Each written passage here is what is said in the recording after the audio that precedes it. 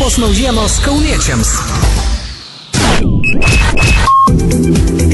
Europos naujienos kauniečiams dar kartą sugrįžti į bangą 102.9 FM. Šį kartą aktuali informacija visiems keliaujantiems po įvairias ES vietas. Mes kalbame apie tai, jog nuo šiol mūsų kraštiečiai užsienyje gali daugiau gydytis ir dažniau gydytis esant problemoms įvairioms su sveikata.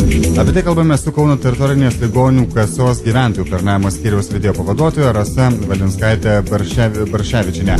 Tai dar vienas be jokios abejonės aktualus klausimas, kokius dokumentus reikės pateikti, norint gauti išlaidų kompensaciją. Ko gero, nueit pasakyti, kad aš toks ir toks esu, nelabai pakaks, ar ne? Ko gero, nelabai pakaks.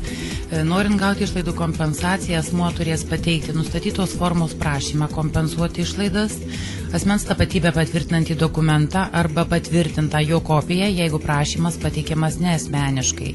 Taip pat medicinos dokumentus arba jų kopijas, Lietuvos Respublikos gydymo įstaigoje gydytojo išduotą siuntimo kopiją, kompensuojamų vaistų, medicinos prietaisų ar medicinos pagalbos priemonių skyrimą ir gavimą patvirtinančių dokumentų ir receptų kopijas, jeigu prašoma kompensuoti vaistų, pagalbos priemonių ar medicinos prietaisų išlaidas, jeigu kompensuojamieji vaistai ar medicinos pagalbos priemonės išrašytos Lietuvoje, taip pat turės pateikti trečios formos receptą, kurie yra naudojami Lietuvoje išimties atvejams, pagal kuriuos buvo parduoti vaistai ar medicinos pagalbos priemonės kopijas.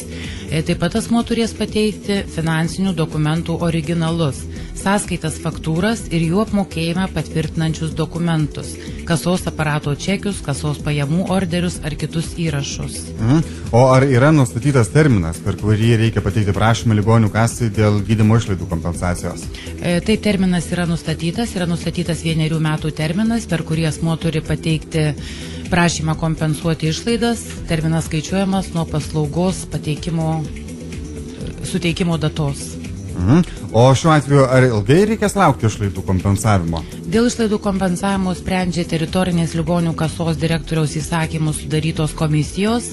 Šį sprendimą dėl kompensavimo komisija privalo priimti per 30 darbo dienų nuo paciento prašymo ir visų privalomų pateikti dokumentų gavimo teritorinėje ligonių kasoje dienos.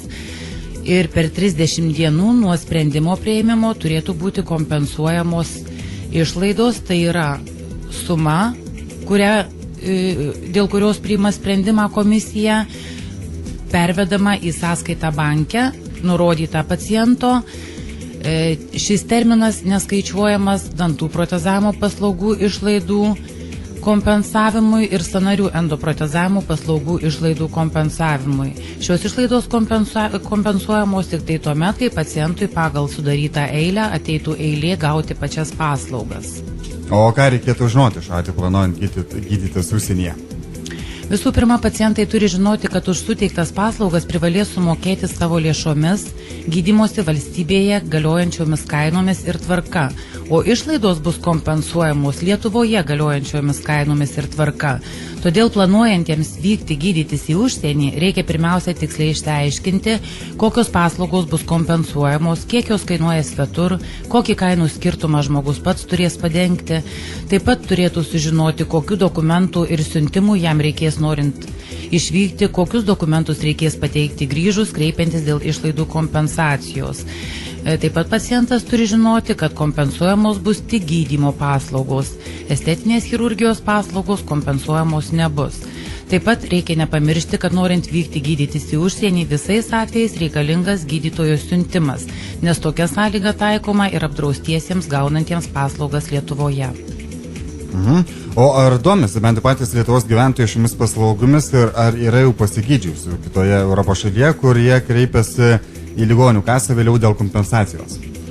Taip, besidominčių gydymusi kitoje ES šalyje yra, tačiau klausimai dažniausia kol kas užduodami tik telefonu.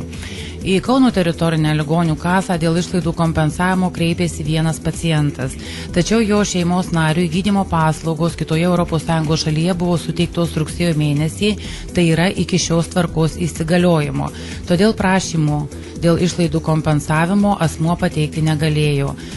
Tuo pačiu noriu priminti, kad paslaugos gali būti kompensuojamos, paslaugų išlaidos gali būti kompensuojamos tik tai jeigu jos buvo suteiktos nuo 2013 metų spalio 25 dienos, tai yra įsigaliojus ES direktyvoms Lietuvoje. Taip pat pasidomėjau kitose kasose, ar buvo besidominčių dėl šios paslaugos. Vilniaus ir Kauno teritorinėse ligonių kasose kreipėsi po vieną pacientą su prašymai suteikti informaciją, kokia išlaidų suma būtų kompensuojama, jeigu kitoje ES šalyje būtų suteiktos paslaugos, konkrečiai nurodydami, dėl kokios ligos gydymo jie norėtų kreiptis į kitos ES šalies gydymo įstaigas. Šiauliuose ir Panevėžyje kol kas yra tik tai tiesiog telefoniniai skambučiai, klausimai yra bendro pobūdžio. Na ir kasgi teikia sam informaciją apie gydymą užsienyje? Labai daug informacijos vykstantieji gydyti svetur galės gauti naujai sukurtame tarp valstybinės sveikatos priežiūros kontaktinių centrų tinkle, kuris užtikrins nuolatinį patikimos informacijos teikimą pacientams apie sveikatos priežiūros paslaugas įvairiose šalyse. Toks centras veiks ir Lietuvoje, kuriame pacientams konsultavimo paslaugas teiks valstybinės akreditavimo sveikatos priežiūros tarnybos ir valstybinės ligonių kasos specialistai. Centro veikiančio mūsų šalyje interneto svetainės adresas yra www.lncp.lt. Nuo spalio 25 įsigaliojus ES direktyvų nuostatoms, Lietuvoje tarp valstybinės sveikatos priežiūros nacionalinio kontaktinio centro funkcijas vykdys valstybinė ligonių kasa, kuri teiks informaciją išvykstantiems ir kompensacijos siekiantiems pacientams, bei valstybinė akreditavimo sveikatos priežiūros veiklai tarnyba, kuri bus atsakinga kitais direktyvos įgyvendinimo klausimais. Visus rūpimus klausimus galima pateikti elektroniniu paštu adresu info@vlk.lt arba ligonių kasų informacijos telefono numeriu 8700 88 888. Tai kągi, bent jau žmonėms keliaujantiems dažnai po įvairias ES šalis nebereikia bijoti ir galima laužyti tuos standartus, stereotipus, kada bent jau anksčiau labai dažnai buvo nusistovėjusi nuomonė, kad jeigu jau užsienyje susirgai, tai viskas, tau vos ne bankrotas dabar jau bus. Čia jeigu susirgai užsienyje, tai tuomet asmuo turėtų naudotis vis tik Europos sveikatos draudimo kortele. Tarp valstybinės sveikatos priežiūra, tai yra gydymo paslaugos, yra teikiamos tik tai tokiu atveju ir kompensuojamos išlaidos, jeigu asmuo turi siuntimą gautą iš Lietuvos gydytojo. Tokiu atveju jo vykimo į kitą šalį tikslas yra gydymo paslaugų gavimas. Būtinoji pagalba, kaip sakiau, apmokama pasinaudojus Europos sveikatos draudimo kortelę. Na va, tai svarbu, nebijokite to naudotis, jeigu tikrai iškilo kažkokių tai problemų, o primenu, kad daugiau informacijos visada jums ir gali suteikti, arba daugiau informacijos visada galite rasti ir internete www.lncp.lt. Teisingai? Taip, teisingai. Kągi, dėkui už informaciją, bei sėkmės jums. Ačiū. Gero.